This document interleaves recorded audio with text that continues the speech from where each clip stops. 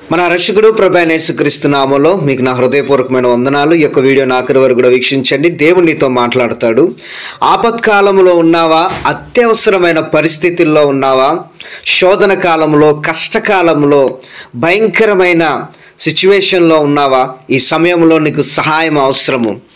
ఆ సహాయము దేవుడు నీకు ఇవ్వాలని అనుకుంటున్నాడు.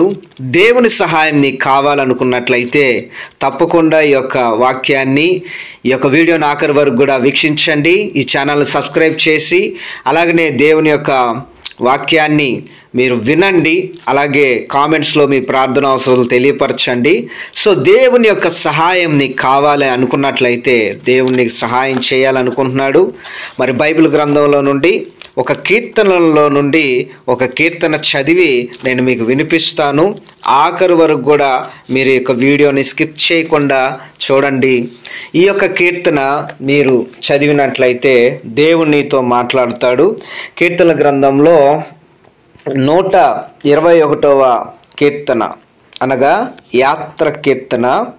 ఇక్కడ రాయబడి ఉన్న కొన్ని మాటలను మొదటి నుంచి ఆఖరి వరకు కూడా చదువుకుందాము. కొండల తట్టు నా కనులెత్తుచున్నాను, నాకు సహాయం ఎక్కడి నుండి వచ్చును? యెహోవా వలననే నాకు సహాయం కలుగును. ఆయన భూమి ఆకాశములను సృజించినవాడు. ఆయన నీ పాదం తొట్టిల్లనీయుడు. నిన్ను కాపాడువాడు కునుకడు. ఇశ్రాయేలును కాపాడువాడు కునుకడు, నిద్రపోడు. యెహోవాయే నిన్ను కాపాడువాడు. నీ కుడి ప్రక్కన యెహోవా నీకు నీడగా ఉండును. పగల ఎండ దెబ్బైనను నీకు తగులదు, రాత్రి వెన్నెల దెబ్బైనను నీకు తగులదు.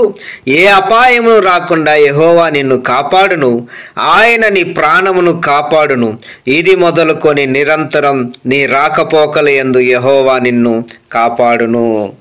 చూడండి, కొండల తట్టు నా కనులెత్తుచున్నాను, నాకు సహాయము ఎక్కడి నుండి వచ్చును? యెహోవా వలనే నాకు సహాయం కలుగును. ఆయన భూమి ఆకాశం సూచించిన వాడు. ఇదిగోండి, నీవు ఎటువైపు కన్నులెత్తినా కానీ ఎవ్వరూ నీకు సహాయం చేయరు. కానీ నీకు సహాయం ఎక్కడి నుండి వస్తుందంటే దేవుడు చెబుతున్నాడు, ఇప్పుడే ఈ క్షణంలోనే దేవుడు నీకు సహాయం చేయాలనుకుంటున్నాడు. దేవుని వలననే నీకు సహాయము కలుగును. కాబట్టి దేవుడే నీకు సహాయం చేస్తాడు. God will help you. ఆయన ఏం చేస్తాడంటే నీ పాదము తొట్టిల్లనీయుడు.